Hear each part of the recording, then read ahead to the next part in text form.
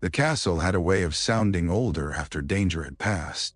By day it carried children in its voice, laughter in the stairwells, arguments in the corridors, sudden cries at the sight of an owl or a misplaced toad. But when the lamps burned low and the floor of the great hall had been cleared of banners and applause, the place seemed to remember the other centuries lodged within it. The stones cooled. The portraits murmured. The drafts in the passages were as old as kings. Even victory in such a place sounded less like triumph than reprieve. Albus stood at the window of his office with one hand resting on the carved mullion and watched summer rain comb the darkness into silver threads. Far below, the grounds lay dim and slick beneath the moon. The forest was a black congregation at the edge of sight. Somewhere in that blackness, the centaurs still moved among the trees with the secretive gravity of judges. And somewhere beneath the castle, hidden again behind ancient stone and older enchantment, the chamber around the Mirror of Arise lay empty of the object men would have murdered nations to possess. Empty, because an 11-year-old boy had walked toward death with neither understanding nor complaint. Behind him the office ticked and sighed. The silver instruments on the spindle-legged tables released threads of pale smoke. Fawkes, crimson in the firelight, watched him with the gentle severity of creatures too old for surprise.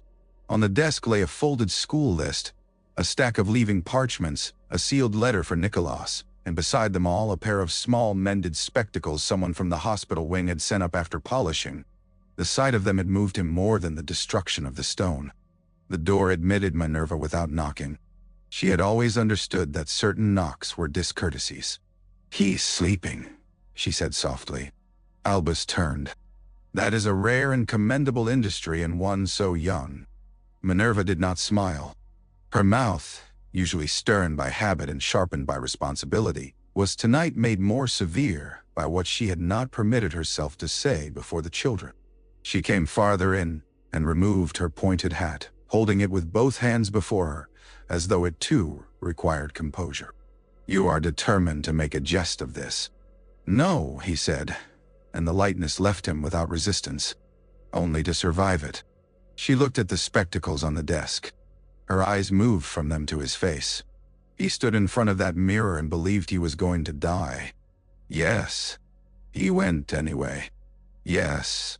Minerva drew a quiet breath. Rain touched the windows in a steady whisper. "There are moments," she said, "when I think your trust in him is either the highest expression of love or the most terrible thing I have ever witnessed. Tonight I cannot decide which. Neither could he." That was the difficulty. Love and cruelty had worn each other's clothing in his life often enough to make certainty indecent. He crossed to the desk and picked up the spectacles, more to have something human-sized in his hand than because they needed moving. "When I was young," he said, "I thought the central moral question of power was whether one might be trusted to wield it. Age has improved me just enough to understand that the truer question is what one refuses to do in the name of kindness." Minerva set her hat on the edge of a chair. "Do not speak to me in puzzles tonight, Albus." He inclined his head. "Very well. I have been kind in the wrong way." Her gaze sharpened. "To Harry." "To Harry," he agreed. The fire gave a soft collapse and recovered itself. Fawkes settled his wings with a rustle of silk. Minerva moved nearer, reading him as she had learned to do over decades of staff rooms, crises and impossible school budgets. "You mean to change something?" "I do." "He is a child." "Yes." He set the spectacles down with great care. "And because he is a child, every year in which I ask fate to wait before instructing him is a year in which fate may refuse." Minerva's hands tightened once around the back of the chair before relaxing again. "You believe Voldemort will return. I do not believe evil of that particular vanity simply evaporates because its body has failed it. He has no body. He has appetite, memory, and will. Bodies can be arranged." "No." Her face hardened at the name, though she had long ago ceased to flinch from hearing it. "And you think the boy must be prepared?" I think the boy must not be kept ignorant and then asked at the hour of greatest cost to exhibit virtues he has been given no means to cultivate." Minerva turned slightly, as if to keep her temper from striking too quickly. "Prepared for what? Duels? Dark wizards? Martyrdom?" "For judgment," Albus said. "For discernment. For the discipline to know that courage alone is a poor shield. For the knowledge that darkness is not defeated by innocence. It is defeated by people who understand it and choose against it anyway." "Nay." She stared at him for a long moment. "You speak as if you failed someone once." The room seemed for a breath to move around a wound so old it had become part of the architecture of him. A girl laughing in a garden. A boy with brilliant hands and untested ethics. A summer of language so intoxicating that conscience had mistaken itself for destiny. Another boy, later, with beautiful manners and a soul like a locked room. He had failed more than once. He had built whole years out of the rubble. "I did," he said. Minerva's expression altered. Not softened. She was too honest for that. But deepened into the kind of pity that does not forgive and therefore can be endured. "And you mean not to fail him in the same way?" "I mean not to leave him with heroism and no education." She looked past him to the rain-black windows. "What will you tell him?" "Not everything," he said. "Not yet. Truth is not improved by being poured into a child all at once until it drowns him. But I shall tell him that he has enemies who will not wait for him to become convenient. That magic is larger and more morally demanding than school prizes suggest, and that if he wishes, I will teach him what I can." "If he wishes," Minerva repeated. Albus smiled faintly. "I have found coercion a poor foundation for wisdom." "He worships you." He closed his fingers lightly around the desk's edge. "Then I must cure him of that as quickly as possible." Minerva almost laughed, which was all the laughter the night deserved. She reached for her hat again.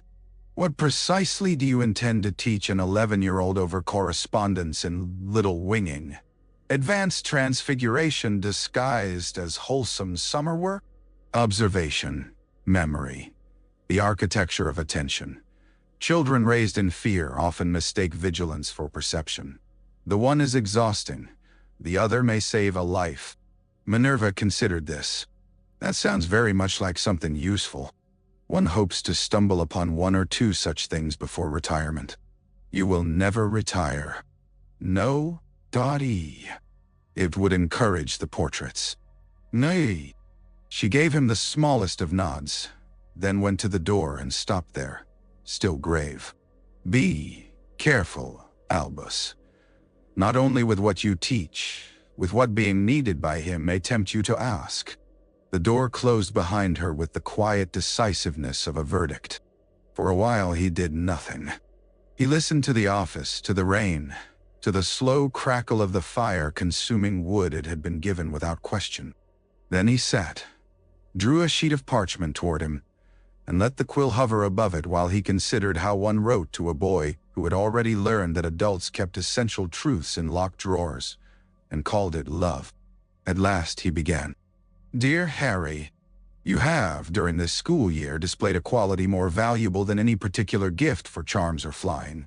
You have shown that you can look directly at what frightens you and still choose your course. This is rare. It is also dangerous if left unaccompanied by patience, knowledge, and the habit of careful thought.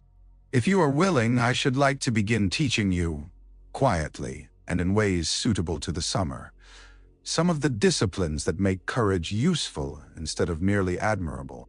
You are not to perform magic outside school, of course, and I would not ask you to.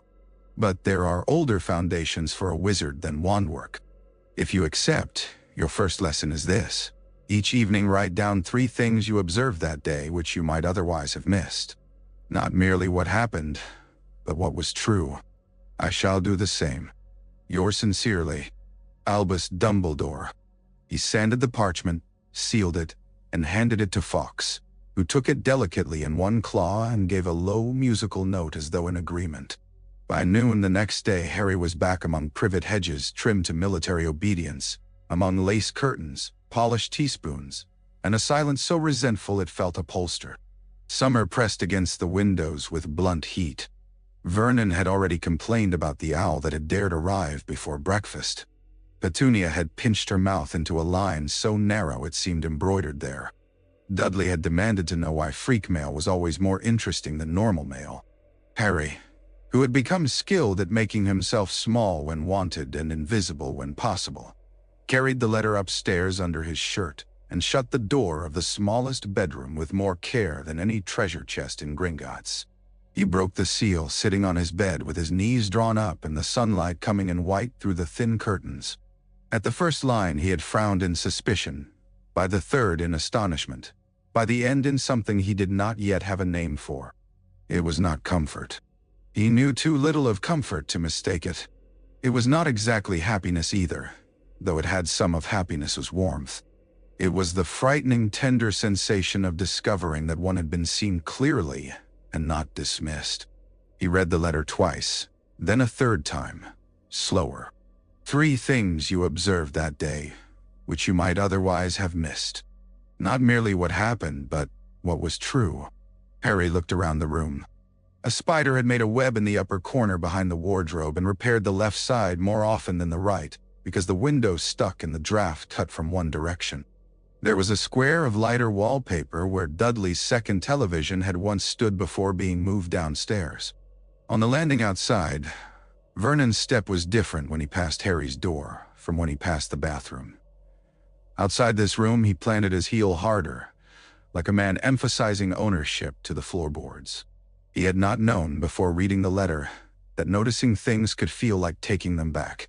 That night, by the weak glow of a torch hidden under his blanket, he wrote in the back of one of his school exercise books. 1. Aunt Petunia says my name differently when Uncle Vernon is in the room. 2. Dudley is afraid of things he cannot hit. 3. The house is quietest after 10, but not peaceful. Quiet and peaceful are not the same. He stared at the words for a long time after the torch began to dim.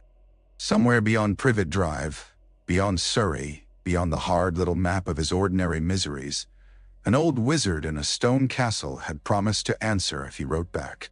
For the first time since stepping off the train, Harry felt the summer shift under him. The correspondence began in secrecy and survived on stubbornness. Harry answered on lined paper torn from a school notebook because it was all he had, writing with the cheap blue biro Petunia kept in a mug by the telephone. At first, his letters were cautious. He did not know the etiquette for writing to headmasters, and suspected there might be several hidden rules, all of which he was likely to break. He thanked Albus. He listed his 3 observations. He confessed that he did not know what counted as true if 2 people claimed opposite things about the same day. He asked whether being angry all the time at the Dursleys made him wicked or merely normal. Fawkes did not return. Perhaps such errands were beneath a phoenix, or perhaps Albus judged a flaming bird too conspicuous for little winning. Instead, the replies came by ordinary tawny owls, by barn owls, once by an indignant little screech owl that pecked Harry's knuckles when he was too slow at the latch. Vernon raged each time.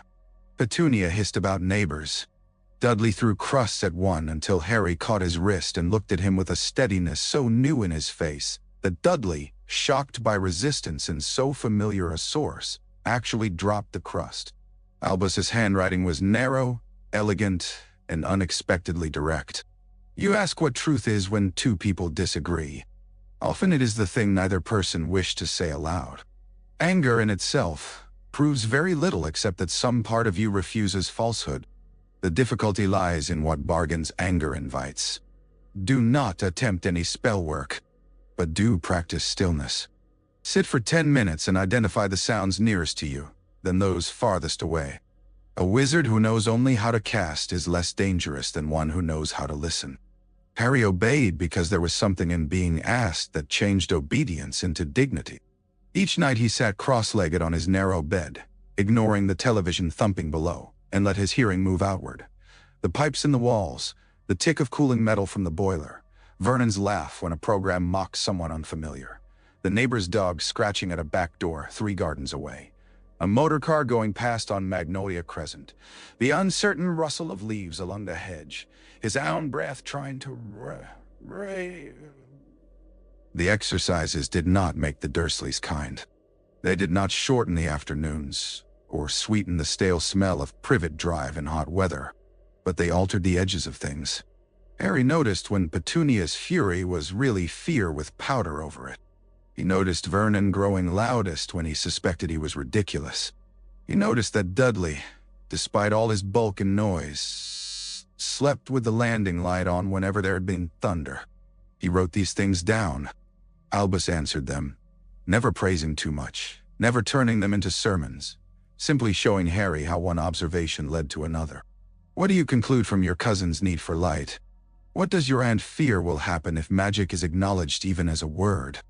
If your uncle believes ridicule is power, what does he do when it fails him? Once, after a particularly vile dinner in which Harry had been made to eat in the kitchen while a visiting couple laughed in the dining room over a dessert he had not been allowed to taste, he wrote a letter full of such naked resentment that he nearly did not send. I hate them, he wrote. Sometimes I think if I were as powerful as some wizards are said to be, I would make them sorry. I wouldn't kill them or anything, just make them know. The reply came the next morning. It is no sin to wish the unjust rebuke. But remember this, the desire to make another person know may become indistinguishable, if indulged too lovingly, from the desire to dominate. You have seen one man already who chose that road. It does not begin with murder. It begins with the intoxicating conviction that once hurt grants one's special rights. Harry read that sentence until the words seemed to lift from the page. He folded the letter smaller than the others and tucked it beneath the loose board under his bed. By late July, the letters had become, to his own surprise, the private axis of his days. He found himself storing things up to ask. Why did some spells seem easier when he was frightened? Why did broom flight feel less like doing and more like remembering? Had Albus ever hated anyone? Why had the mirror shown him his parents and not something grander if he was supposed to be famous? The answer to the last question came on a day so hot the air itself seemed exhausted. Because the deepest desire of a good heart is seldom grandeur. More often, it is belonging. Those who hunger first for dominion are easier for mirrors to expose. Harry had barely read it when a furious bellow from below announced that one of the owls had left a dropping on the hall umbrella stand. Vernon's voice shook the banister. Boy! Harry shoved the letter inside his pillowcase and went down. The row that followed would have been ordinary by the standards of number 4, if it had not been interrupted by the doorbell. No one rang their bell in the middle of the afternoon. Neighbors called over hedges or came around the back. Salesmen had learned to fear Vernon years ago. Petunia, wiping her hands on a tea towel, looked almost alarmed. Vernon stomped to the hall and yanked the door open with all the authority of a man prepared to punish a world that had come to him uninvited. Harry saw the change in his face before he saw who stood there. Color fled, then returned in blotches. The mustache seemed to stiffen in outrage and uncertainty at once. Albus inclined his head as though arriving for tea by prior arrangement. Good afternoon. How pleasant to find you all at home. Petunia's teacup slipped from her fingers and shattered on the kitchen lino. For one absurd instant, Harry thought Vernon might slam the door. He even saw the impulse gather in the man's shoulders. But something in Albus's stillness made such gestures look childish before they were attempted. Vernon settled for saying, in a voice thick with disbelief, You? My name, last I checked, remains what it was, said Albus mildly. May I come in? I should dislike having this conversation on the doorstep. Privet hedges are notoriously poor at keeping secrets. Petunia had gone white in a way Harry had seen only once before, when she had found a snail in the sink and mistaken it for something magical. There is no reason. There are several, Albus said, and stepped inside without brushing her shoulder, though the hall seemed to widen for him as if making room. Vernon drew himself up. Now see here. No, said Albus, and the single syllable altered the house. The clocks in the front room continued ticking, but more softly. The heat remained, yet somehow retreated. Even Dudley, who had trundled in to investigate, stopped chewing. Albus looked first at Petunia, not Vernon. "Your sister," he said, "once trusted that if the worst came, you would not let her son be less than safe under this roof. The enchantment that protects him here is old, exacting, and bound to blood. It is also, I must stress, not infinitely patient with spite." Petunia's throat moved. "I took him in?" "You did." His tone, to Harry's astonishment, held genuine acknowledgement. "And by doing so, you preserved his life more than once. For that, I am in your debt. But shelter is not the same as kindness, and necessity is not permission for cruelty." Vernon made a strangled noise. "Cruelty? We have housed him, clothed him." "You have humiliated him," Albus said, still quiet. "Diminished him, neglected him, and treated the accidental wonder of his existence as a domestic inconvenience. Do not oblige me to catalogue details. I should be accurate, and accuracy would take time."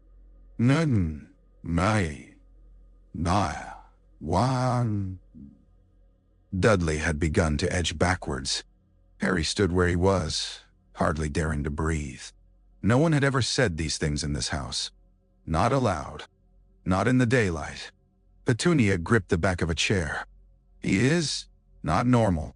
"No child is normal once truly seen," Albus replied. "That is why love is so frightening." A long silence followed. The refrigerator hummed. Outside, a lawnmower started up somewhere and was abruptly switched off, as if even mundane engines sensed poor timing. At last, Albus turned to Harry. The severity in his face softened by a degree. "I came," he said, "because I wish to put something directly into your hand, and because not all warnings are best delivered by owl." From inside his sleeve he drew a slim, weathered book bound in dark green leather. It was not new. The corners were blunted and one page had been repaired with careful spellwork that showed as a faint silver seam. On the cover, in faded gold, were the words "The Dark Forces," a guide to self-protection. Harry stared. "But I'm not allowed to do magic." "Indeed not. Happily, reading remains legal in both our worlds." Albus placed the book in his hands. "You will not understand all of it. You are not meant to. Pay attention instead to the introductions, the footnotes, and the distinctions the author makes between fear, force, and authority." Harry ran his thumb over the gold letters. It felt less like receiving a textbook than being admitted to a confidence. Albus's eyes rested on him for a moment longer, weighing something inwardly. Then he said, with a glance that included the room and excluded it at the same time, "You are not obliged to become hard in order to survive what is hard. Remember that?" He returned to the hall. At the threshold he paused. "One more matter. Harry's letters are not to be withheld." Vernon sputtered. "They're our post." "They are his," Albus said, and there was suddenly enough age in his voice to make the house seem young and transient around it. "Good day." When the door closed, the air released itself all at once. Vernon began shouting almost immediately, but even Harry, with his long practice of flinching from such sounds, heard the uncertainty under it. Petunia sat down without meaning to. Dudley asked in a trembling whisper whether the old man could turn people inside out. Harry took the book upstairs and set it on his bed as carefully as if it were made of glass. Then he opened it to the first page and found, in the margin beside the introduction, a note in that same elegant hand. "Power is often loudest when it feels least secure. Consider your summer homework expanded." Harry smiled before he could stop himself. It was not a broad smile. It had too much thought in it for that. But it was the first expression in weeks that did not feel borrowed from someone else's expectations. August ended not with dignity but with catastrophe, which was the manner in which Harry had come to expect important transitions to announce themselves. The first catastrophe wore a tea cozy on its head and had tennis ball eyes. Harry had just begun to take out his school things the evening before term, making separate piles on the bed because order had become, under Albus' influence, an oddly pleasurable act, when a strangled little voice said from somewhere near the wardrobe, Harry Potter must not go back to Hogwarts. He spun so hard he knocked over the inkwell. Black droplets freckled the floorboards. Perched atop the wardrobe, tiny feet dangling over the edge, sat a creature Harry had never seen before outside the illustrations of old wizarding compendiums. Bat ears, long fingers, enormous eyes glistening with what looked alarmingly like real distress. The next hour introduced him to Dobby, to the fact that house elves could apparently appear in bedrooms without regard for locked windows, and to the even less comforting fact that Dobby knew enough about him to be theatrical on the subject. The elf bowed, wrung his hands, thumped his own head against the wardrobe when distressed, and spoke of terrible danger at Hogwarts, with the frantic conviction of one trying to extinguish a fire by waving silk. Harry, who had spent a summer being trained to separate fear from information, asked questions as steadily as he could. What danger? Dobby squeaked and hit himself with a lamp. Who's planning it? Dobby howled and tried to shut his own ears. Is it someone at the school? Dobby bounced on the wardrobe and wailed that he could not. He must not. He would be punished most dreadfully. Harry noticed, even through annoyance, the pattern. Not falsehood, but prohibition. Someone had bound the elf tightly enough that language itself became pain when it approached a certain edge. He thought, absurdly, of Albus notes in the margins of the defensive text. Authority, fear, force. Then the pudding descended through the dining room ceiling. The catastrophe that followed was less magical and more familiar. Vernon raged. The Masons left. Petunia nearly wept with shame. Bars appeared on Harry's window by morning, and the cat flap in the door delivered cold soup with the impersonality of prison routine. Albus' latest letter did not reach him, nor the one after that. At first, Harry thought Vernon had taken them. Then he noticed two things. Vernon had grown smug, which meant he believed himself successful. But there were no torn feathers in the bin, no signs of intercepted owls, and no outraged shouting from downstairs. The post had not been stopped at the house. It had been stopped before arrival. He had just begun to suspect Dobby when the rescue came. Ron, Fred, and George appeared at the window in Arthur's flying Ford Anglia like pirates of an unexpectedly domestic kind, all freckles, whispers, and heroic incompetence. The bars came off with alarming efficiency. The trunk was hauled out. Hedwig, furious at incarceration and therefore vindicated by events, nipped George hard enough to earn his respect. Harry climbed into the car with that familiar jolt of disbelief that sometimes accompanied sudden kindness, as if it were a trick the universe had arranged badly. Surrey fell away beneath them. The night opened. Wind rushed in warm and wet against his face, and beneath the rush he felt something loosen that had been clenched all summer. Ron looked over as fields rolled past below. "You're different."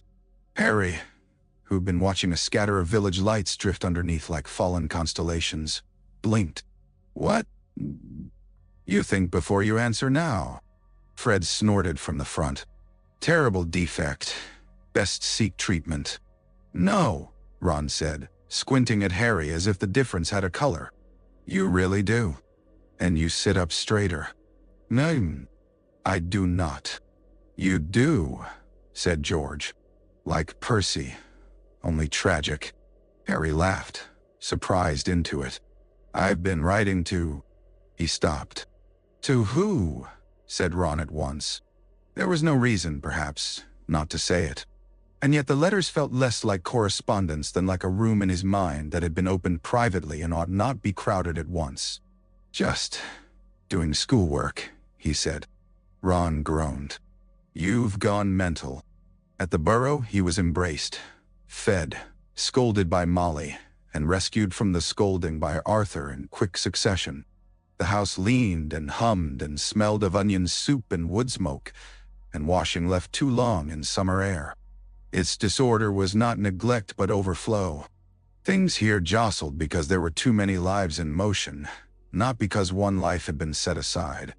Harry, who had learned over the summer to notice what was true, noticed that no one at the burrow ever spoke of food as though it were a weapon.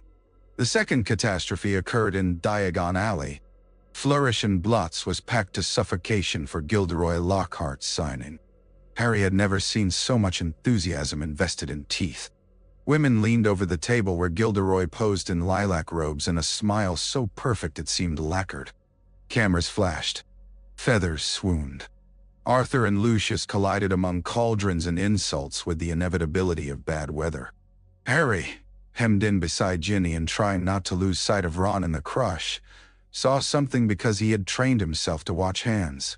Lucius stooped toward Ginny's cauldron in the confusion of the scuffle, his pale face composed in disdain even while Arthur seized his robes. One hand held a transfiguration textbook. The other moved with effortless speed, dropping, slipping, something thin and black into the cauldron before returning the book atop the pile, as though he had merely corrected a disorderly stack. The movement was elegant enough to disappear inside itself. A month earlier, Harry might have missed it. He did not miss it now. By the time the fight was broken and Molly had swept Ginny away in a storm of humiliation and fury, the moment was past. Harry considered speaking. But what had he seen exactly?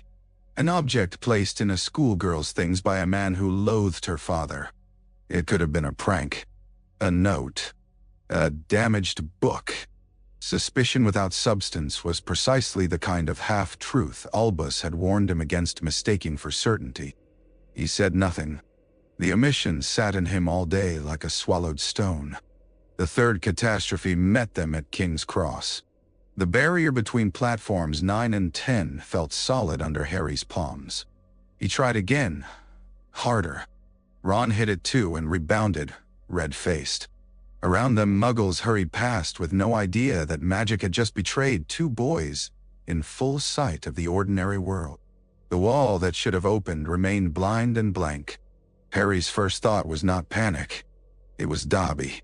By the time that thought shaped itself fully, the Hogwarts Express was leaving. Ron, whose solutions tended toward the enormous and immediate, looked at the sky and then at the Weasley car parked illegally outside and said the sentence that ought to have been buried with better ideas. "We can fly." The flight itself became a nightmare in installments.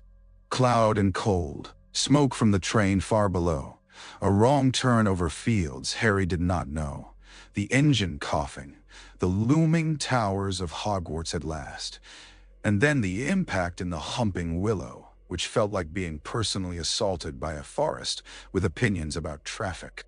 By the time they staggered into the entrance hall with their trunks and excuses, both were filthy, cut, and braced for expulsion. Instead, they were summoned to Albus' office. Ron muttered all the way up the spiral staircase. "Mum kill me first, but then he'll expel us, and then Mum bring me back to life just to kill me again." Harry scarcely heard him. The carved griffins, the upward-turning stairs, the candles and their glass cups on the walls, all of it felt newly charged because he knew now that behind the office door there were not only sweets and curious instruments but a part of his life Vernon could not shout out of existence. They entered. Albus sat behind the desk, fingertips together, spectacles low on his nose. He looked not angry but immeasurably tired, which Harry found worse. Fawkes watched from his perch. On a side table lay 2 cups of untouched tea.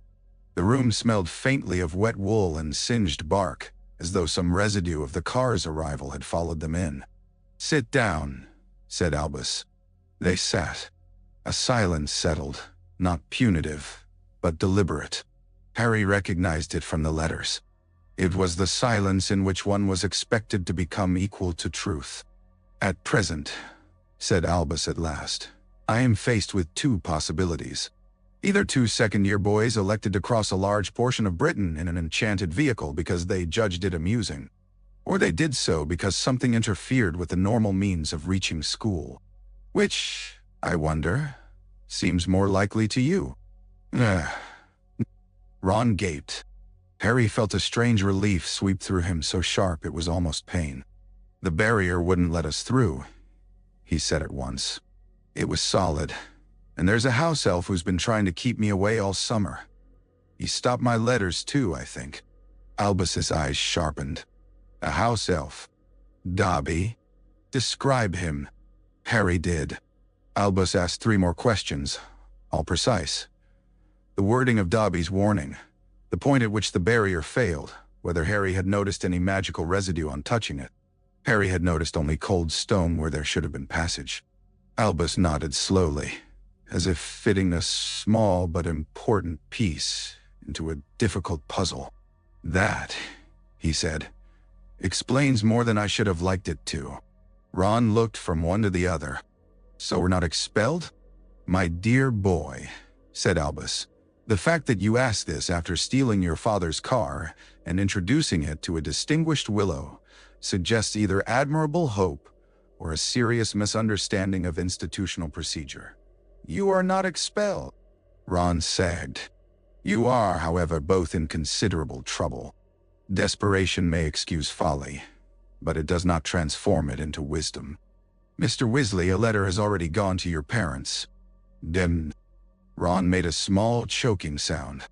Harry, Albus said, and the shift in tone turned the room more private despite Ron's presence. Remain after Mr. Weasley leaves. There are matters we should begin. Harry's pulse jumped. Ron glanced at him, half envious, half relieved to be permitted escape. When he had been dismissed and gone stumbling down the spiral stairs toward his own domestic doom, Albus stood and came around the desk. You saw the barrier as obstruction immediately, he said. Not merely inconvenience. I thought of Dobby. Good. He lifted a hand before Harry could mistake the word. Not good that an elf interfered. Good that you connected cause to event. Knowledge is useful only when it arrives in time to change behavior. Yours arrived half a minute too late, but that remains an improvement on never.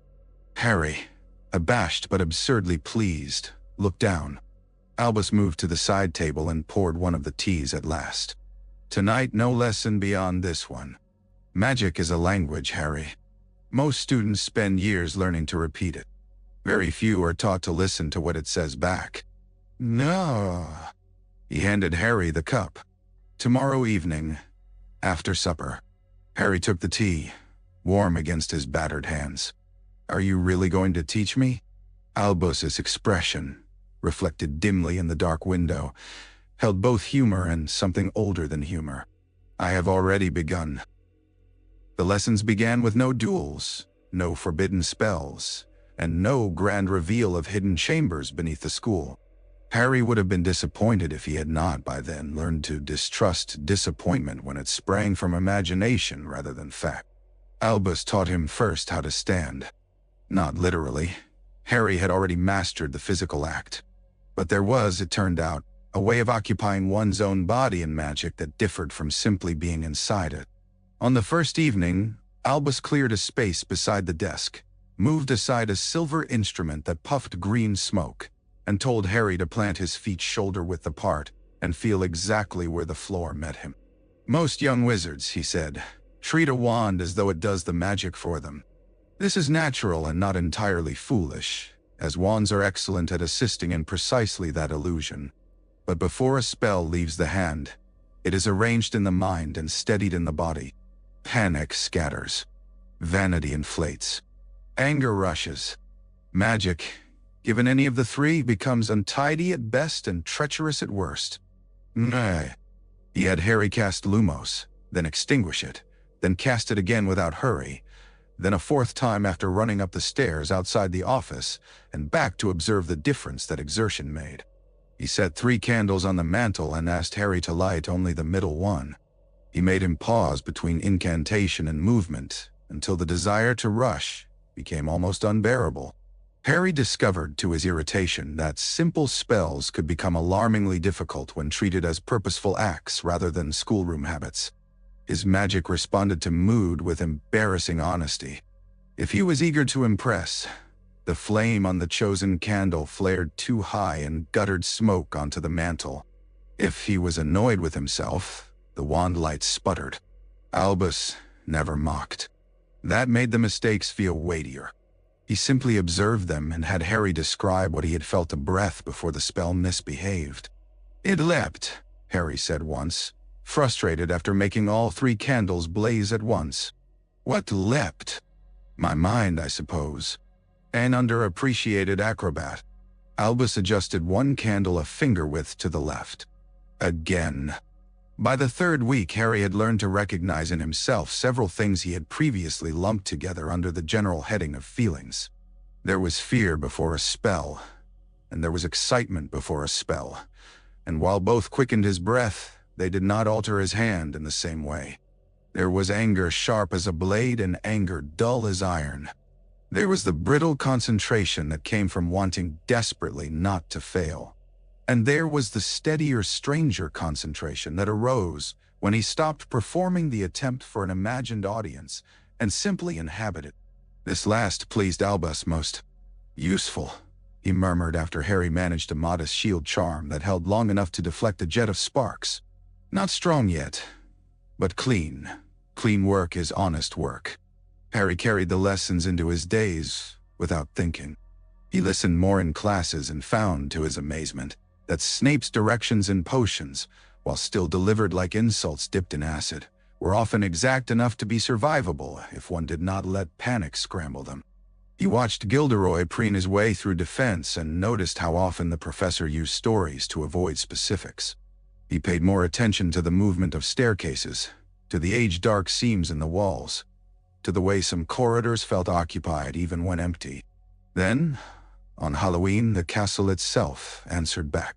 The voice came before Harry saw the writing. He stopped dead in the corridor, one hand on Ron's sleeve. Students were streaming toward the feast, ghosts darting overhead with posthumous enthusiasm.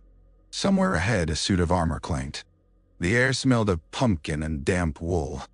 Under all of it, sliding like a knife along the stone, came a whisper that was not a whisper at all, but language spoken from too near and too far at once. Come to me, let me rip. Harry knew the sensation from the summer exercises, from learning how sound arranged itself by distance and material. This was in the walls. Not behind one door or another. In the walls. Hurry up, said Ron, still pulling at him. We're missing pudding. Can't you hear it? Hear what? The voice was stronger now. Horrible, not because it shouted, but because it relished. Kill. Time to kill. Cold broke over Harry from scalp to heel. The corridor seemed suddenly too narrow for breathing. He began following the sound without deciding to, every sense strained toward it. Ron and Hermione protested, followed, argued, demanded answers. He barely heard them. The voice slid along the stone, and he pursued it as if led by a string around corners and past windows, black with October night, until he rounded the last bend and saw torchlight gleam on water. Mrs. Norris hung from the bracket by her tail, stiff as taxidermy, and on the wall behind her words had been daubed in dark red that glistened wetly in the firelight. The Chamber of Secrets has been opened. Enemies of the air, beware. What followed was confusion, accusation, the swell of students arriving, Filch's shriek, Lockhart's dramatic incompetence, and a ripple of fear so swift it moved through the gathered crowd like a spell. Harry stood in the middle of it with the echo of the voice still crawling under his skin. He was not left to wonder what to do. By midnight, he sat in Albus's office again while Minerva and Filch argued downstairs with all the pained fervor of people defending incompatible forms of grief. Fawkes watched him. The room seemed quieter than usual, as if listening. Albus did not begin with comfort. Tell me exactly what you heard. Harry did. Every word, every cadence, the sensation of it in the walls, the direction, the way it seemed to delight in the thought of violence. Albus asked him to repeat the phrases twice, then asked whether he had ever heard anything like it before. Harry said no. He asked whether anyone else had reacted. Harry said no. He asked whether the voice seemed surprised by his attention. Harry had not thought of that, and sat frowning until he realized the answer was yes. It had grown clearer once he followed. Albus gave very little away. That alone told Harry the matter was serious beyond ordinary school scandals. At any point, Albus said slowly, did you have the impression that it addressed you? No, I mean. Harry swallowed. No, not like a person talking to me. More like I was the only one listening to something it would have said anyway. Good, said Albus, though the word was distant. Good to know. Harry twisted his fingers together. What was it? I do not know yet. The answer, because it was true, steadied him more than a false certainty would have done. Albus rose and began to pace, not restlessly, but with measured steps that suggested he was arranging ideas into lines. Hogwarts is older than most histories admit, he said. It contains not merely rooms and passages, but intentions layered across centuries. When old beliefs wake, they seldom do so neatly. You have done exactly right to tell me. Everyone thinks I had something to do with it. Everyone, said Albus dryly, is not a category from which wisdom reliably emerges. Harry almost smiled. Albus stopped. Listen to me now. If you hear that voice again, you come to me at once. If you cannot come, you send word. If you cannot send word, you remember everything about where you stood, what time it was, and what changed immediately before it spoke. Fear is not failure. Forgetting is. Harry nodded. Albus' expression softened by a degree. And one more thing. There are moments in a school, as in a nation, when panic goes looking for the nearest shape it can blame. Do not lend it yours. It was good advice. It did not save him. The next weeks turned the castle brittle. Students clumped together in groups. Filch muttered about executions. The ghosts gossiped like diplomats at a funeral. Even the air in the corridors seemed altered, thinner somehow, as if fear had absorbed what warmth there was. Harry returned to the office every other evening. The lessons continued, but now another current ran beneath them. Albus set old-school maps before him, not revealing hidden secrets, but asking questions about the logic of old buildings, about watercourses and service shafts, and why someone who wished to move unseen through a castle might prefer ancient routes to modern hallways. Harry did not always know the answers. What mattered was that he was being taught how to think when frightened. The voice returned once, faint and rushing overhead somewhere near a staircase. Harry told Albus. The headmaster said nothing for a long while after hearing the details. When he finally spoke, it was to ask Harry whether he knew anything of Salazar Slytherin beyond common room arguments and Quidditch insults. Only that he hated Muggle-borns, Harry said. Yes, said Albus, and that some men, when frightened of change, mistake cruelty for principle and prejudice for wisdom. You may safely regard that as a recurring disease in history. No. By then, Harry knew enough to hear warning where some other boy might have heard only wit. Something old had begun to move.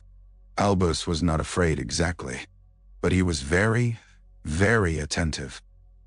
If fear makes some schools quieter, it makes Hogwarts noisier. Rumor, once fed, took to the corridors with the speed and appetite of enchanted fire. There were theories by breakfast and revised theories by lunch. Some of them involved disgruntled ghosts, some involved hidden descendants of founders, and some involved Harry himself, though these last were usually not said where he might easily answer. He had been accustomed to whispers since he first entered the wizarding world. Fame was a kind of bad architecture that threw echoes of a person into rooms he had never entered. But suspicion differed from curiosity. It carried a hunger. The dueling club, when announced, was greeted by most of the school as either a thrilling distraction or a sign of total institutional collapse. With Gilderoy and Severus in charge, it was naturally both. The Great Hall was cleared after supper. Students crowded in gleeful knots around the raised platform. Gilderoy flourished in plum robes and explained the noble traditions of magical combat as though he had invented both wands and danger. Severus stood beside him with the expression of a man reflecting on all the life decisions that had led here and finding none redeeming. Harry, who had been taught for 6 weeks to think of magic as deliberate architecture, found the display almost surreal. Gilderoy strutted. Severus disarmed him in a movement so economical it looked like an insult distilled to gesture. The hall erupted. Gilderoy picked himself up and tried to preserve dignity by using its fragments to narrate his own collapse. Then pairs were assigned. Harry found himself opposite Draco. Across the platform, Draco's pale face brightened with the kind of eager malice that needed little excuse. They bowed because Gilderoy insisted on ceremony.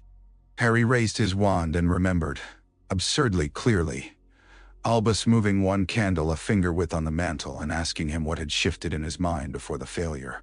Draco fired first. The curse came fast, yellow-white, cutting through air with adolescent spite behind it. Harry ducked, heard someone shout, and answered almost without thought. Expelliarmus!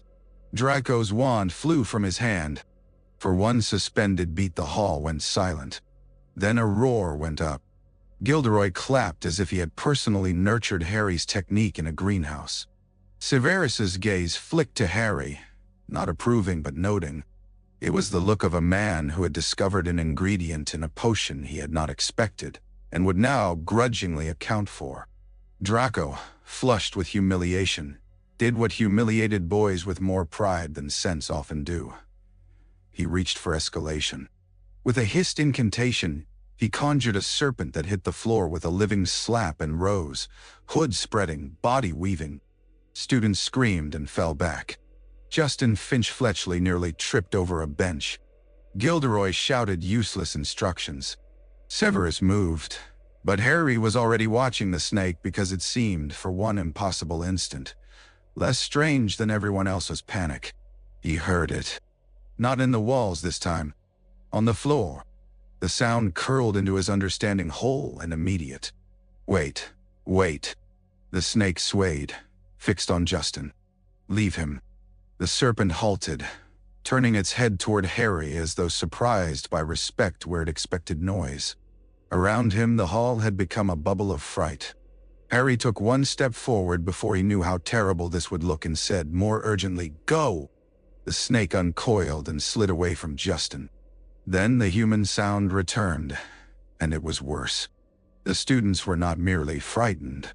They were appalled. Justin stared at Harry as if something new and monstrous had unfolded out of him. Ernie Macmillan dragged Justin back with one hand. The whispers began at once, too quick to be organized and too coherent to be harmless. He was talking to it. In Parseltongue, Slytherin's language. No wonder. Draco's expression, recovering from embarrassment into delighted malice, was almost admiring. Severus vanished the snake with a crack of spell light. Gilderoy laughed thinly and said something about unusual talents that convinced no one. Harry lowered his wand slowly. The hall swam around the edges. He had known what the serpent said. Not guessed. Known. And judging by the faces turned toward him, no one else had. He found Ron and Hermione only after the club dissolved into terrified speculation. What was that? Hermione whispered once they had shoved their way into an emptier corridor. Her face was white. I don't know. You spoke to it, said Ron. Harry, you actually spoke to it. I told it to leave Justin alone. That's not the point. It seems, said Hermione with impressive control. Very much the point from one angle and very much not the point from another. Harry looked from one to the other. The panic he had kept at bay through the summer and autumn stirred now in earnest. Didn't you hear it? No. Ron almost yelped. Hermione shook her head. Not a word. Just hissing. Nay, Kampa. The world narrowed. Harry had a queer sensation of standing half a step away from himself. He went to Albus that night before being summoned. The office admitted him with firelight and silence. Albus took one look at his face and dismissed the question of etiquette with a gesture. Tell me. Harry told him all of it. The snake, the understanding, the student's horror, Justin's expression, the way the language had seemed not foreign at all, but painfully natural. When he finished, Albus remained seated for a while, fingertips lightly touching, eyes distant in concentration. Harry waited with the taut misery of someone prepared to hear that a hidden evil had at last declared itself. Instead, Albus said, You are not the first wizard to speak Parseltongue. I know, Harry said miserably. Salazar Slytherin did. Yes, as did several witches and wizards of wholly unremarkable moral character. a fact the pure-blood enthusiasts of history tend to omit because it inconveniences their sense of drama. Harry stared. So it doesn't mean... It means, Albus interrupted gently, that you possess a rare ability. Abilities are morally inert. People are not. No. Harry sat down because his knees had suddenly remembered they existed. Then why do I have it? That, said Albus, is a more interesting question. He rose and moved to the fire, hands clasped behind his back. Orange light edged the silver of his hair. Magic leaves traces, not only in places and objects, but sometimes in lives that intersect under extreme circumstances. You survived a violent encounter before you were old enough to remember it. It would not astonish me to learn that the event left more than a scar. Now, Harry's hand lifted involuntarily toward the lightning mark on his forehead. Albus glanced back and, seeing the motion, did not look away from it. Do not leap immediately to fear. Unwanted gifts are still gifts until the will decides their use. You heard the serpent. You use the language to protect. There is data in that. Harry gave a rough laugh that was not laughter. No one else is going to call it data. No, Albus said. Many will call it destiny. This is one of the world's more tiresome habits. He came back to the desk. Hear me clearly, Harry. Resemblance is not inheritance. Capacity is not command. There are likenesses one may carry without consent. What matters is the shape one makes of them. The words should have comforted him entirely. They did not. Not yet. Fear does not surrender because it is reasoned with once. But it ceased to reign alone. Albus studied him for a moment and added, I should like to increase your lessons. Harry looked up. Not because I mistrust you, Albus said. Because others will, and because nothing steadies a frightened mind so well as honest work. So the lessons deepened. Albus introduced him to more difficult shields, to the discipline of holding a spell instead of merely launching it, to the ugly ease with which anger could increase force while corroding control. He had hairy dual animated suits of armor that moved clumsily but struck hard. He made him describe after each attempt, not only what the spell had done but why he had chosen it. Harry learned that the answer, because it was there, satisfied no one. Meanwhile, the castle's opinion of him curdled. Justin avoided his eye. Hufflepuffs went silent when he entered. Colin still worshipped him, but Colin would likely have worshipped a teapot if it had survived Voldemort. Hermione remained fierce. Ron loyal in the way that often looks like outrage at the universe, but the isolation grew teeth. One evening, after Harry fumbled a shield because the day's whispers still rang in his ears, he slammed his wand arm down in frustration. I hate this, he said. I hate that they look at me and think, a thing already chosen, Albus supplied. Harry looked up sharply. The old wizard's expression was grave.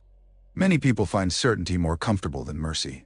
If they can place you in a story they already know, they need not encounter you as a person. Harry stared at the dent his sleeve had made in the dust on the table. What if they're right? Albus was quiet long enough to make the answer feel earned when it came. Then we shall discover it by evidence, not by surrender. Winter entered the school with a deceptive gentleness. Snow silvered the battlements and softened the angles of the grounds, until even the forbidden forest looked briefly ceremonial, like dark velvet laid around the bright geometry of the castle. The air in the corridors turned sharper. Fires hissed in the hearths. Students counted the days to Christmas with the same impatience soldiers once counted the arrival of relief. Fear did not disappear in the cold, but had learned to wear ceremony. Wreaths went up. Carols drifted from the suits of armor. The professors stood a little closer together at meals. Under the holly and the candles, something strained. Harry stayed for Christmas. So did Ron, after a period of complicated negotiation with Molly conducted largely by letter and guilt. Hermione left for home, promising to bully libraries into surrendering their secrets over the holiday. Harry suspected the libraries would lose. Without the usual noise of the school, the castle altered again. Footsteps carried farther. The hour between dinner and dark felt larger. Harry's lessons with Albus grew longer, and, unexpectedly, kinder. Once the old wizard produced hot chocolate from nowhere in the middle of a discussion about enchanted concealment, and spent 10 whole minutes demonstrating that many supposedly obscure pieces of magic were simply common ones performed with more patience than students wished to expend. "You make everything sound simple," Harry said. "That is because complexity, when understood, often is. That doesn't help while not understanding it." An excellent correction. On Christmas Eve, Albus asked Harry, without preamble, "What do you know of Tom?" Harry frowned into his mug. "Tom who?" "A boy who once attended this school. Exceptionally gifted. Exceptionally charming when it suited him. Very interested in appearing blameless." Harry thought of Lockhart and nearly said so, then recognized the different weight in Albus' voice. "Not much, then." "I suspected as much." Albus looked into the fire. "There are forms of darkness that do not present themselves with obvious ugliness. Some arrive courteous, admired, and very nearly beloved.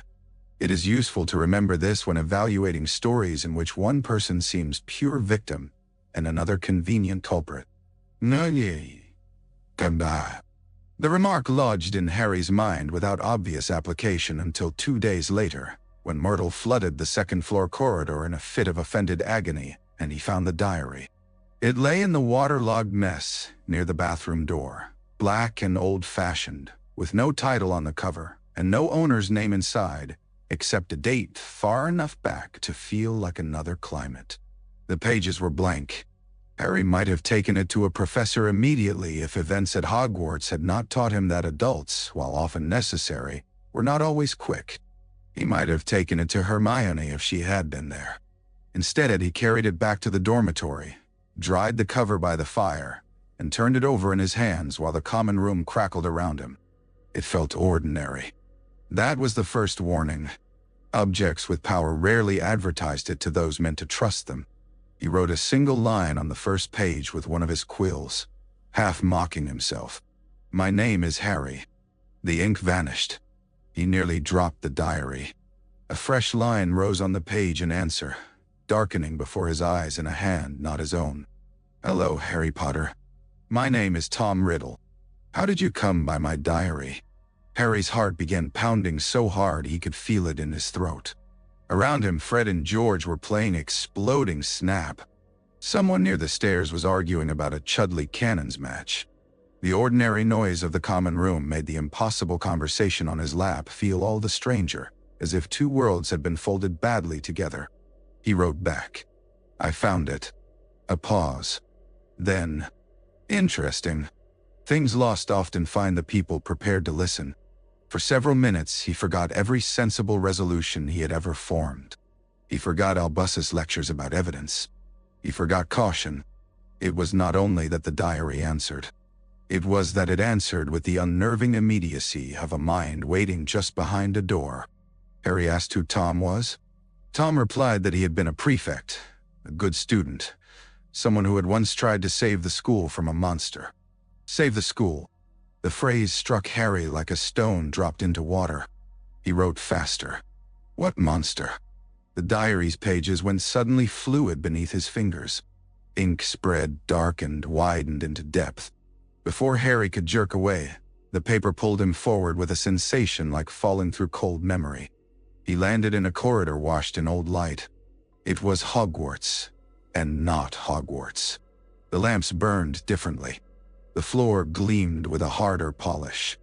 Voices echoed in fashions Harry did not recognize.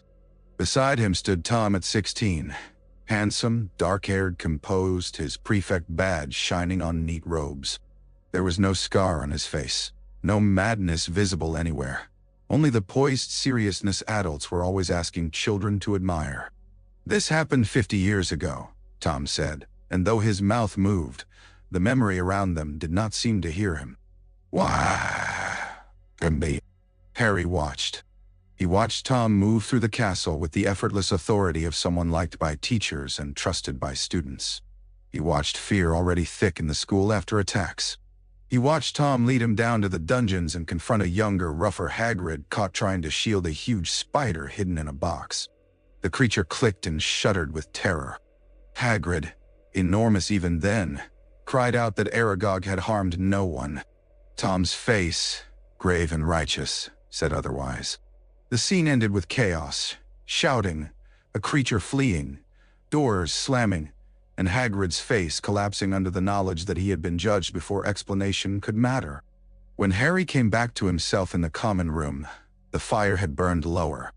The diary lay closed on his knees. His hands were cold. Hagrid? The name rang in him with betrayal and disbelief. Hagrid, who baked rock cakes hard enough to crack teeth and loved dangerous animals with irresponsible sincerity. Hagrid, who had carried him from the ruins of his parents' home. Hagrid, whose hurt feelings were often larger than his hut. Hagrid had once kept a monster in the castle. He spent the night restless and divided. Tom's memory had the persuasive completeness of a thing seen. Yet Albus's warning about stories arranged too neatly would not leave him. By breakfast he had decided on a cowardly compromise. He would not tell anyone yet. He would wait. He would observe. He would ask Hagrid if he could manage it without sounding like an accuser. The delay cost him peace. The diary returned to him each evening like temptation with a voice. Tom was good at being asked. He never pressed too hard, never volunteered too much, always allowed Harry to believe the next question had been his own idea. He was interested in the attacks. He seemed troubled by them. He understood what it was to be singled out, to carry a name everyone knew, to feel that grown people concealed the worst parts of a story until children stumbled into them alone. That last resemblance frightened Harry more than the serpent language had, because he wanted to trust it. He knew, with the clarity of a bruise pressed, that this was dangerous. Yet danger wearing sympathy can pass deeper than danger wearing fangs. He took the diary once to an evening lesson, and nearly produced it when Albus asked whether anything unusual had come into his possession lately. The words climbed toward his mouth and stopped there. He pictured Tom's calm face. He pictured Hagrid as a boy. He pictured the possibility that if the memory were true, delivering the diary would make Albus act before Harry understood enough. So he lied by omission. "No?" he said. The answer sat between them like smoke. Albus's gaze rested on him a moment longer than usual, not accusing, simply attentive. Then the lesson moved on. Harry hated himself a little for the relief he felt. Everything worsened quickly after that, as though the school, insulted by hesitation, had decided to prove how expensive uncertainty could become. The next attack petrified Colin. The one after that left Justin and nearly headless Nick stricken together in a tableau so grotesque that even Peeves was silent for half a day. Hufflepuff suspicion became open accusation. Slytherins wore their certainty like jewelry. Professors took turns escorting students between classes. Percy Weasley looked one stern sentence away from spontaneous combustion. Harry still carried the diary. He did not use it every night now. Tom had begun, beneath the courtesy, to ask questions of his own. Not all of them were innocent. He wanted details about Harry's scar, about what he remembered of Voldemort, about whether Albus trusted him fully. Harry gave little away, but the asking itself chilled him. Tom was curious in the fashion of people who map a house by complimenting the wallpaper. Then came the morning Hagrid was taken. The ministry men arrived with solemnity and poor timing. Cornelius Fudge blustered in the entrance hall. Lucius, serpent-cold and perfumed, materialized beside him as though no disaster could be complete without his attendance. Harry saw him before Lucius saw him and felt the old memory from Flourish and Blots rise sharp and accusing. The hand by Ginny's cauldron. The object slipping in. The thin black shape. Diary. The realization struck with such force that he nearly spoke aloud. Ginny. The cauldron. Lucius. His gaze flew toward her at the Gryffindor table. She was pale. More than pale, she was faded, as if the school year had been quietly draining color from her 1 week at a time. How had he not seen it sooner? No, he had seen. He had merely failed to understand. By evening, Hagrid had been marched from his hut under accusation and, for his own safety, the kind of phrase authority uses when it means the opposite. Before leaving, he managed, in a strained and oddly significant way, to tell Harry and Ron that if either ever wanted to know the truth, they should follow the spiders. Spiders. The memory of the old scene in the diary turned over inside Harry like a key in a lock. He and Ron went to Hagrid's hut after dark, partly in loyalty, partly in guilt, partly because children at Hogwarts learned very young that answers rarely climb stairs on their own. Fang whined at the door. Smoke from the fire made the low ceiling seem lower. Hagrid's tea things were still out. One cup had not been drained. The sight of that abandoned half-inch of tea moved Harry absurdly. It made the arrest intimate. Ron, still white with fury and nerves, said, "He didn't do it." Harry looked at the crooked chairs, the dead ferret hanging for later use, the umbrella in the corner concealing a snapped wand and years of thwarted magic. "No." Ron stopped. "You sound like you know something." Harry took the diary out of his robe. There are moments when confession begins before words, when the mere appearance of the concealed thing reveals the shape of the betrayal around it. Ron stared. Harry told him everything, finding it, writing in it. The memory of Hagrid as a boy, Tom's version of the past, the omission in Albus' office. He expected anger. He received it. "You had this all this time," Ron hissed. "I didn't know if it was true." "So you thought you just, what? Keep secret conversations with an enchanted book until it decided to murder someone in front of you?" "I know." "Well, that's good because it's completely mental." Harry almost snapped back and instead forced himself to listen, because Ron's outrage, though untidy, had the hard core of loyalty in it. "Lucius put it in Ginny's cauldron at Flourish and Blots," he said. "I saw him. I just didn't realize." Ron's face drained further. "Ginny? I think so. I don't know. But she's been awful all year." For a moment, the hut held only the sound of Fang's breathing. Then something skittered across the windowsill outside, followed by another sound in the darkness. Many tiny impacts, like dry seeds thrown against wood. Ron swallowed. Spiders. They followed. If the forest by daylight had always seemed disapproving, by moonlight it became judicial. Branches interlocked overhead like ribs. Mist threaded the ground. The path was less a path than a possibility. Harry kept his wand steady by force of will and remembered Albus making him hold the shield charm under pressure until his arms shook. Fear once, look twice. The exercises were not comfort now. They were footholds. Ron muttered constantly, which Harry recognized as bravery in one of its less majestic dialects. The spiders glimmered ahead, pale in the wandlight, leading them deeper through web-strung trees, until the Anglia, gone feral and somehow still loyal, briefly reappeared like a deranged guardian spirit before vanishing again into the undergrowth. Then the clearing opened and Aragog descended. Nothing in Harry's education, magical or otherwise, had prepared him for the size of the creature or the intelligence in its blind eyes. Ron made a sound that might later be described as speech only by charitable historians. Harry forced himself to ask the questions. Aragog answered in a voice like dry sticks breaking. He had come to Hogwarts from a distant land. Hagrid had raised him. Hagrid had never released the monster that lived in the castle, because Aragog was not that monster. The creature in the chamber was older, deadlier, ancient to the school. Aragog would not name it. Even spiders feared some things. By the time they escaped, chased by a colony of horrors and saved only by the unpredictable return of the Anglia, Harry's certainty had been rearranged again. Hagrid was innocent. Tom had lied, or worse, had arranged events to appear truthful while hiding the central crime. Back in the castle, mud-streaked and trembling, Harry made up his mind. He would take the diary to Albus now. At once. Let consequences come. Let Hagrid hate him if he must. Better that than another day of secrecy. But when he reached the dormitory, the place where he had hidden the diary was empty. The trunk stood open. His things had been rifled through with panicked haste. Socks on the floor. Books, displaced. The false bottom under his robes sprung aside.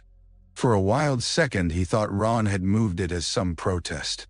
Then he saw, on the floorboards near the bed, a strand of red hair too long to be his friend's. Ginny. Harry ran. He found her only by absence. She was not in the common room, not in the girls' dormitory according to a furious portrait, not in the library, not in the hospital wing. He and Ron searched until the castle rang midnight, and then, in the corridor near the old scene of the first attack, they encountered a knot of students and a fresh message on the wall. Her skeleton will lie in the chamber forever. Ginny's name was not written there. It did not need to be. The knowledge struck Ron so visibly that even the teachers arriving around them seemed, for a moment, to step back from the rawness of it. Harry's guilt did not feel like an emotion. It felt like structural collapse.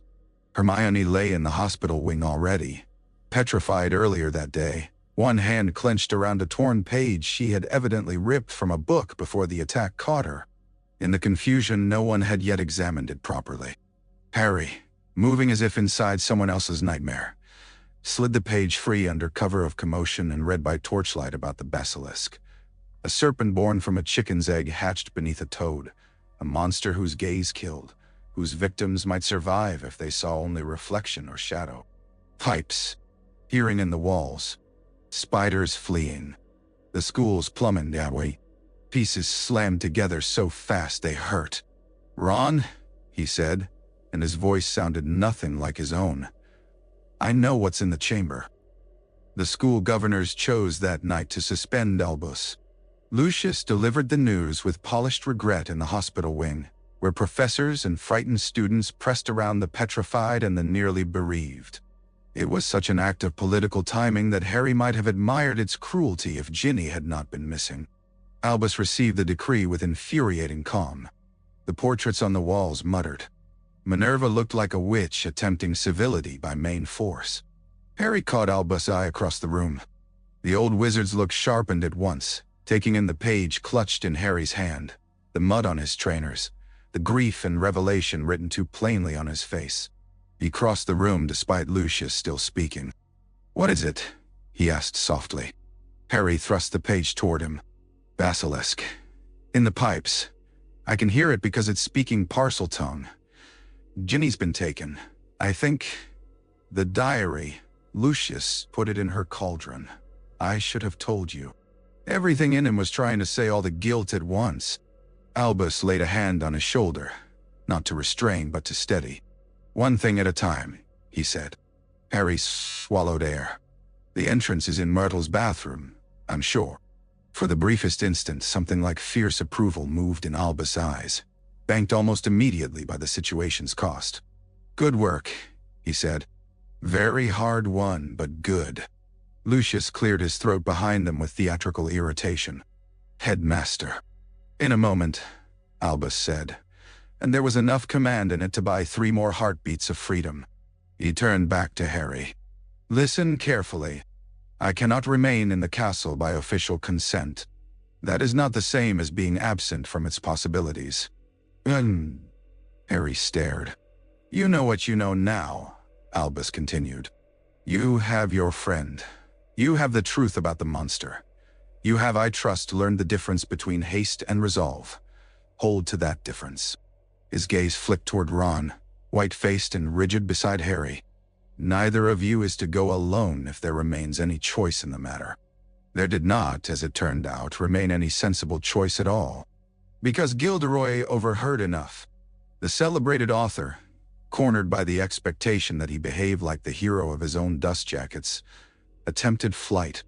Harry and Ron intercepted him in his office while he was stuffing books into a suitcase and explaining to the walls that self-preservation was a neglected virtue. Under pressure and one point, Gilderoy confessed what everyone with functioning eyes should perhaps have guessed sooner.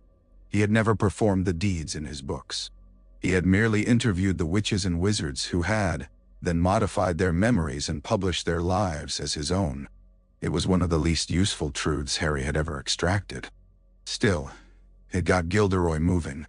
Myrtle's bathroom at midnight smelled of damp tile, stale complaint, and the special misery of old plumbing. Myrtle herself wailed from a U-bend as if personally offended by crisis.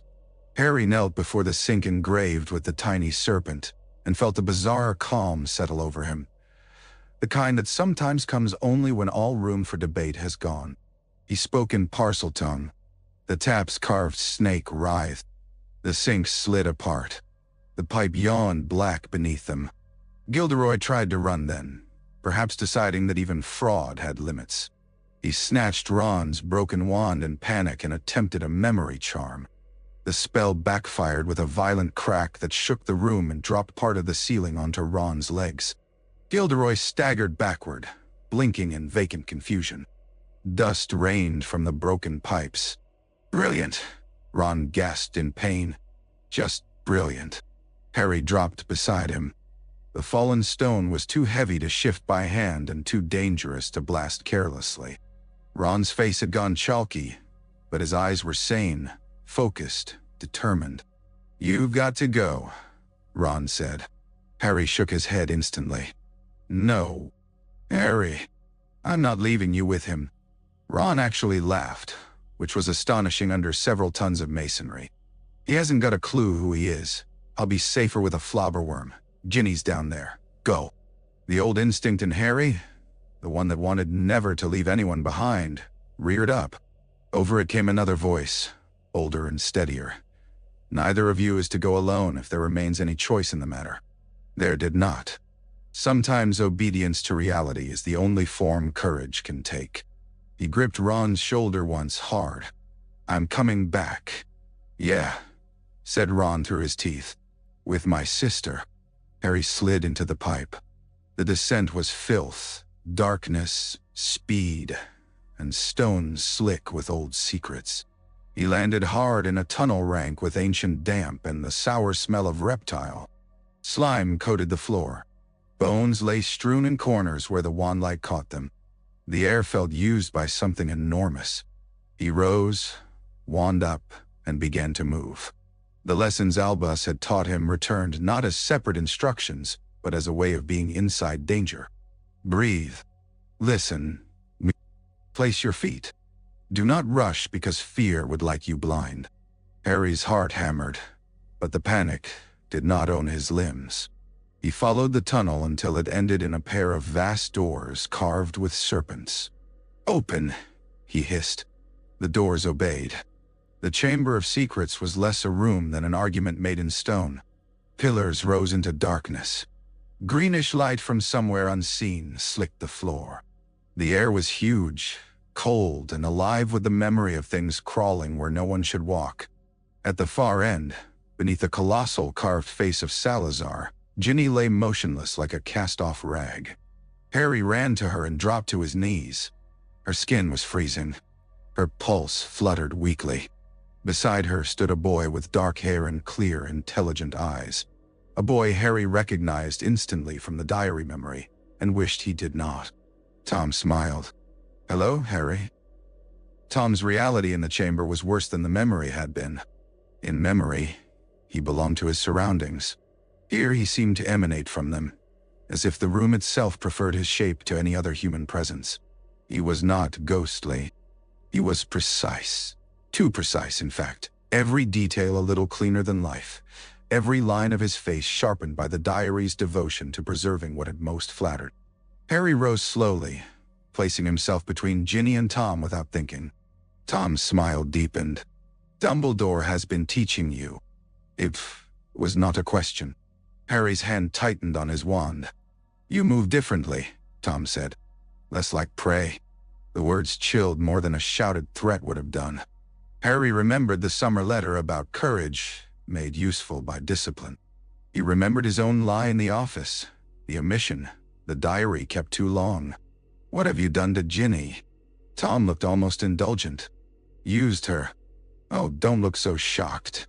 She was very easy to pour myself into." Lonely people often are. Guilty people easier still. "None. Harry felt the hatred rise like heat under his ribs and heard, over that surge, Albus' voice.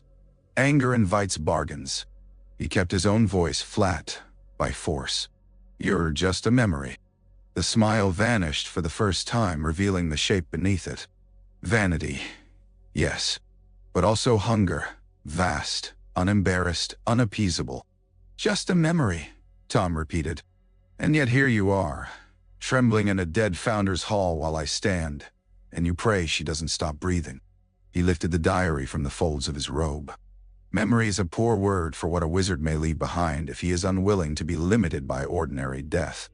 The sentence hit Harry with the weight of something meant to be understood later and feared now. You framed Hagrid. Yes. You opened the chamber before. Yes. You're the heir of Slytherin. Tom's eyes lit. At last.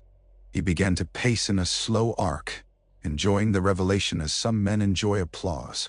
He spoke of school days, of a voice only he could hear in the pipes, of a basilisk hidden and cherished, of mudbloods as though they were stains to be cleaned from a tapestry. He spoke of Ginny writing in the diary, pouring out humiliations, homesickness, small jealousies, and fear with the tragic confidence children place in any object that seems to answer gently. He spoke of feeding on her until the pages fattened with life. Harry listened because rage without information would serve only Tom. Beneath the revulsion another thought formed, hard and cold. This was what Albus had meant. Darkness not arriving snarling but admired. Courteous. Confiding. Hungry. You're him, Harry said suddenly. Tom stopped.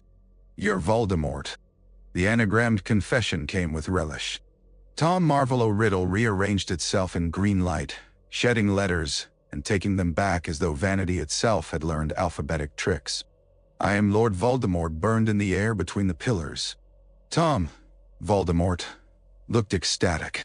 Yes. The carved face of Salazar high above them seemed to grin wider in the shifting light. Ginny moaned weakly on the floor. Harry moved one step sideways to keep Tom's line of sight from settling on her. You know, Voldemort said conversationally, I was rather looking forward to meeting you. So much fuss over the boy who lived. So much sentimental nonsense about sacrificial love and miraculous survival. And here you are, thin, angry, and trying desperately not to be governed by either. Harry said nothing. Silence, he had learned, could be a form of refusal. Voldemort laughed softly. He has taught you well, better than I expected. Dumbledore seldom resists the temptation to turn potential into principle. He tilted his head. Tell me, what has he said about me? Has he begun the charming little speeches about choices, about how what we are matters less than what we do? Harry's jaw tightened. Ah, said Voldemort. So he has. He was right. For a second, real ugliness cracked the handsome surface. No, he was merely fortunate that you desired his approval more than you desired the truth. The insult found its mark, because it touched a fear Harry had scarcely admitted even to himself. That Albus's teaching mattered so much precisely because Harry wanted, with the old abandoned ache of childhood, to be worth the effort. Wanting approval could indeed become a chain, but wanting to be seen and wanting to be possessed were not the same. Harry raised his wand. You won't have her. Voldemort turned toward the great carved face. We shall see. He spoke in Parseltongue to the stone. The chamber answered. The mouth of Salazar opened. From the blackness within came a sound Harry recognized at once from the walls, from the nightmares of the year, from every instinct older than thought. Something vast slid forward. Scales scraped stone. The air changed, becoming occupied by a presence so murderous it seemed almost a climate. The basilisk emerged. Harry had prepared himself in theory. He had not prepared enough. The creature was longer than anything with the right to live. Its body shone damp green-black in the chamber light. Venom silvered the edges of its fangs. Its eyes. Harry did not look at its eyes. That instruction came to him with absolute clarity. Not because he was especially heroic, but because Hermione's page in his pocket crackled there like a charm, and because Albus had trained him to let knowledge arrive before terror flooded it out. Do not look at the eyes. Kill him, said Voldemort. The basilisk struck. Harry threw himself aside. Stone exploded where the fangs hit. He rolled, came up behind a pillar and cast a shield charm by instinct. The translucent barrier flared and shattered under the mere force of the creature's movement, but the half-second it bought him was life. He ran. The chamber became noise, impact, breath. The basilisk hunted by command and hatred. Harry kept low, eyes averted, using reflected glints in wet stone and pillar shadow to guess its movement. Twice the tail whipped past with bone-breaking force. Once venom splashed the floor where his hand had been a breath earlier, and the stone hissed into ruin. He heard Voldemort's laughter above it all and hated him with a purity that was almost clarifying. Then Song entered the chamber. A streak of red and gold burst through the dark like dawn stripped to its essence. Fawkes cried once, a note so fierce and bright it seemed impossible in that place, and flew straight at the basilisk's head. The serpent reared. Claws flashed. The song sharpened into triumph. Harry did not see the blinding itself happen. He heard it, an enraged hiss, a wet tearing. The violent thrash of a suddenly sightless thing driven to greater fury by pain. Fawkes wheeled upward, radiant and terrible, and dropped something at Harry's feet. The sorting hat. For one insane moment, Harry thought the Phoenix had made a mistake. Then memory struck. Help will always be given at Hogwarts to those who ask for it. He rammed a hand into the hat. Cold metal met his fingers. The sword came free in a blaze of silver, rubies red in the hilt like captured blood. Harry rose with it, the weight shocking but right. The basilisk, blind and screaming its hatred into the stone, lunged toward the sound of his movement. There was no time for elegance. Harry sidestepped as Albus had taught him when practicing against clumsy armor, not away from the strike entirely but to the angle where force overshot intention. He brought the sword down with both hands. The blade bit deep into the roof of the serpent's mouth. The basilisk convulsed. Its head smashed a pillar to fragments. One fang drove through Harry's arm as it fell. Pain became the whole world. He tore the fang free with a cry he never heard. Venom burned through him, white-hot and immediate. The basilisk shuddered, collapsed, and lay still in a ruin of scales and blood. Across the chamber, Voldemort's composure broke. Harry staggered toward Ginny, toward the diary lying where it had fallen in the chaos, toward the shape of the thing that had orchestrated all of it from the safety of ink. His arm throbbed with venom. Blackness gnawed at the edges of his sight. Voldemort moved to intercept him, suddenly less solid, panic sharpening the handsome features into something recognizable at last. No! Harry drove the basilisk fang through the diary. Ink burst from the pages in great black jets like blood from a severed artery. The book screamed. Not in words, in violation, in the sound of a soul piece, or whatever foul architecture sustained it, being torn beyond repair. Voldemort opened his mouth and came apart. He shredded into smoke, then ashless nothing, his outrage lingering a second longer than his face. The green light died. The chamber sagged back into mere stone and ancient filth. Harry dropped to his knees. The venom in his arm was spreading fast now, each heartbeat carrying pain farther. He turned blindly toward Ginny, and would not, in that moment, have been surprised to die there beside her after all. Then warm tears splashed the wound. Fawkes' cries sounded close and grief-struck and somehow joyful together. The pain receded. Not at once. Not cleanly. But like frost yielding to sunlight. Harry lay back against the wet stone, breathing in ragged gulps, and watched the torn flesh knit enough to spare him death. Ginny stirred. Her eyelids fluttered. "Harry," she whispered. He laughed once, a sound of pure wreckage and relief. "You're all right," he said, though neither of them was remotely all right. Fawkes lowered himself, immense wings trembling with effort, and fixed Harry with an eye bright as polished bronze. Harry understood without words. He gathered Ginny against one side, the diary's remains falling away in soggy black scraps, and held on as the Phoenix's song swelled. The chamber dropped beneath them like a nightmare forgetting its grip. Morning found the castle suspended between scandal and relief. Students woke to contradictory rumors ricocheting through every corridor. The chamber had been found, the monster slain, Ginny recovered, Gilderoy obliterated by his own memory, Hagrid innocent, Lucius implicated somehow, Harry more impossible than before.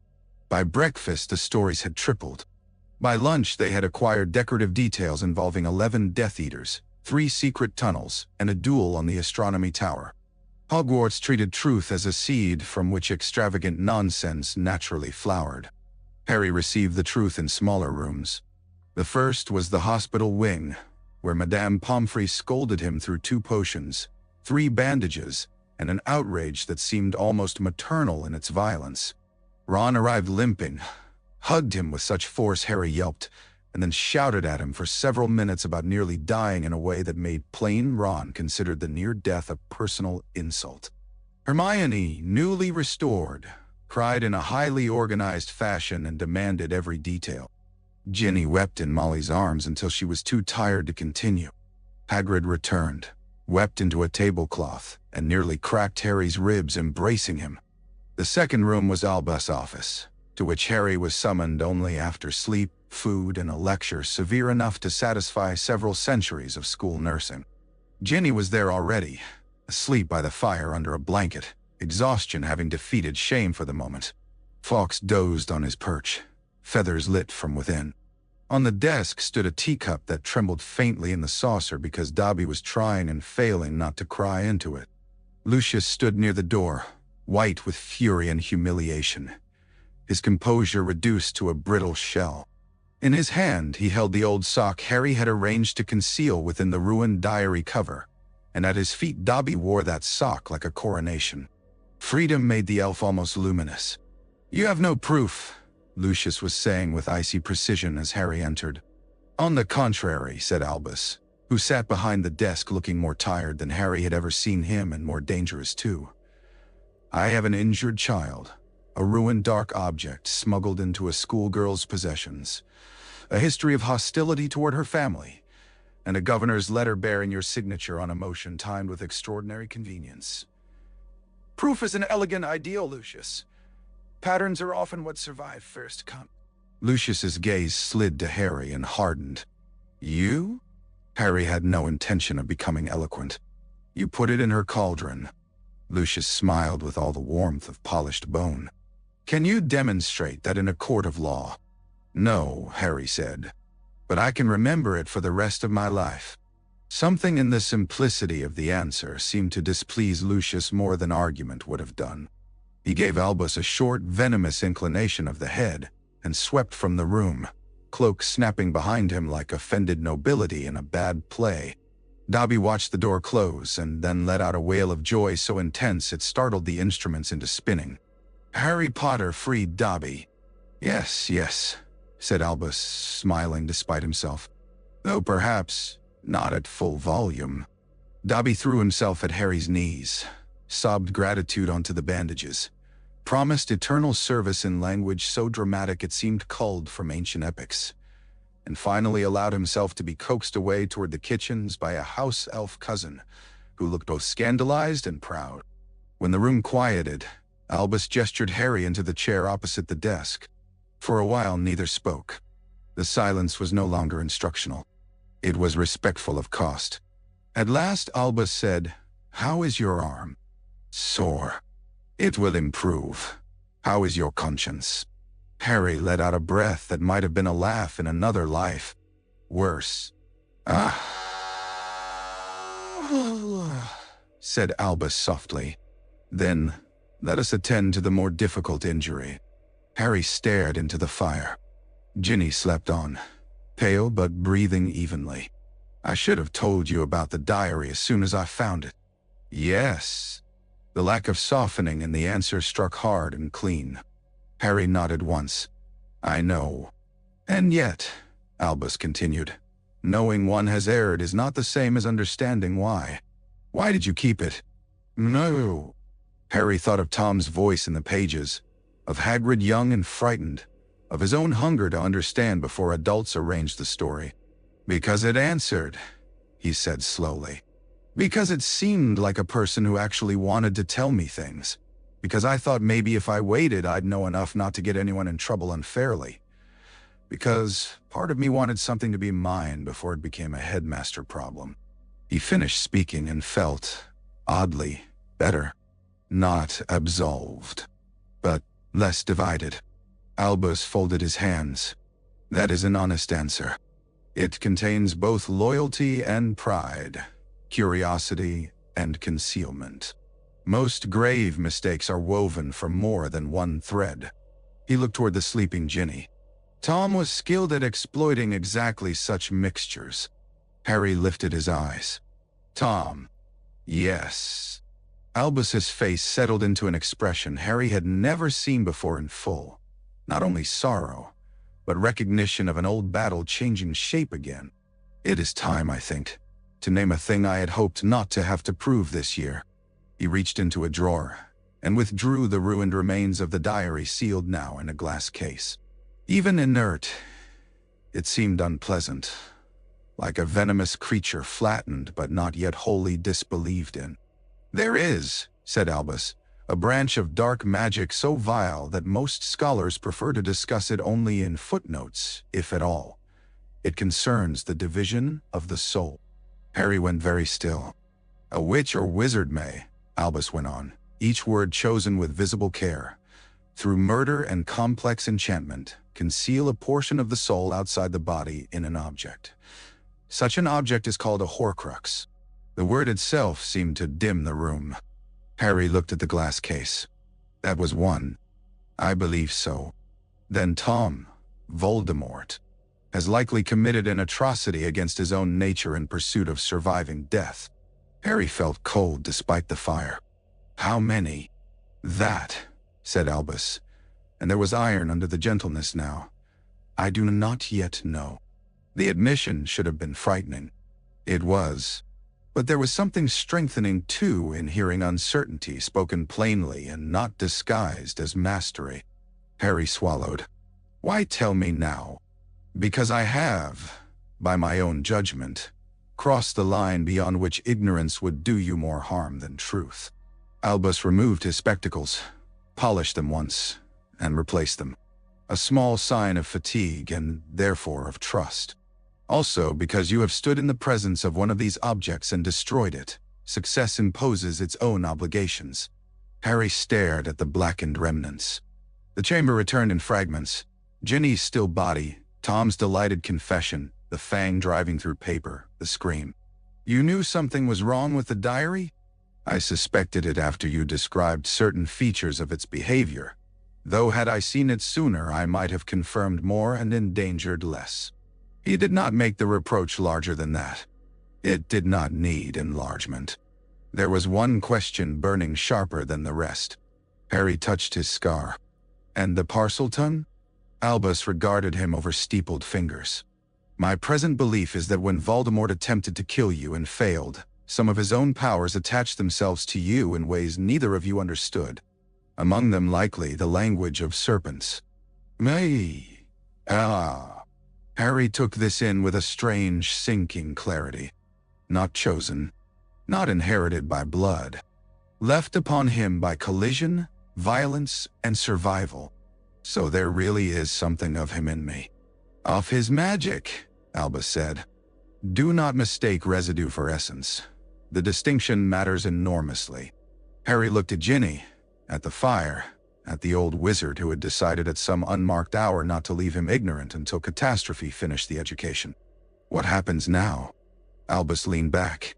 Dawn light touched the office windows, laying pale gold across the floorboards. Now, he said, we continue. Harry blinked. Continue? You asked me, some time ago, whether I was really going to teach you. I answered that I had already begun. That remains true. Only the syllabus has grown less polite. Despite everything, Harry nearly smiled. Albus did not return the smile immediately. Understand what I mean by this. I do not intend to make of you a weapon. The world has enough of those. If you are to stand against a wizard like Voldemort, you must become something harder to corrupt than power and harder to flatter than fame. You must learn history without being trapped by it, mercy without stupidity, secrecy without deceit, and courage without the addiction to self-sacrifice that might tempt you to offer your life before you have first used it. The words entered Harry slowly, as if the mind required room to house them. I don't know if I can do all that, he said at last. Excellent, said Albus Dumbledore. That is a much healthier beginning than certainty. He opened another drawer and removed a small leather notebook, plain except for a silver clasp shaped like a phoenix feather. This belonged to a former student of mine who learned somewhat later than ideal that recording one's observations can prevent several species of disaster. I think it might suit you. Harry took it. The leather was worn smooth by other hands, other years. What do I write in it? What is true, said Albus. For a while they sat in companionable quiet. Ginny slept. Fawkes gave a low, drowsy trill. The office, which had become over the course of the year not merely a room but a threshold, seemed to hold its breath around a future neither of them could yet see clearly. At length Harry said, "When you first wrote to me this summer, you said there were older foundations for a wizard than wand work." "I did." "What are they?" Albus's eyes, blue and very tired, rested on him with something like pride, and something more demanding than pride. "Attention," he said. "Choice, and the refusal to let pain decide your ethics for you." Harry looked down at the notebook in his hands. All year he had imagined, in ways too young and too wounded to recognize, that being chosen by the magical world had happened to him in a single instant he could not remember. But sitting there in the firelit office, bandaged and guilty and more awake to danger than he had ever been, he understood that another kind of choosing existed. Not fame, not prophecy, whatever dark threads adults kept knotted out of sight. This was slower and more frightening. It asked not what had marked him, but what he would now consent to become. He raised his head. "All right," he said. Albus inclined his own as though accepting an oath given freely, and therefore worth the keeping. "Then let this be the first formal lesson of your next stage, Harry. Never confuse inheritance with authorship. Much will come to you from others. Their love, their mistakes, their enemies, their unfinished battles. Your task is not to deny that burden. It is to write with it without letting it write you." Outside the office windows, the first clear morning in many weeks spread over the towers of the castle. The lake caught the light. The ground steamed faintly where night's damp lifted. Somewhere below, students were beginning another day already noisy with retellings. Harry opened the notebook to the first page. He thought for a moment, then wrote, 1. Some doors open only after you learn what should have been told sooner. 2. A lie can begin as loyalty and end as surrender. 3. I am not alone anymore. When he looked up, Albus had turned toward the window, giving him the privacy of being seen without watchedness. It was a delicate kindness, and because it was deliberate, Harry recognized its value at once. The year had not made him safe. It had not made him wise. It had not even spared him from his own errors. But as the sun climbed over Hogwarts and lit the office stone by stone, he felt with a certainty deeper than triumph that the world had changed shape around him. He was no longer merely the boy to whom things happened in the dark. He had begun at last to learn how to meet them.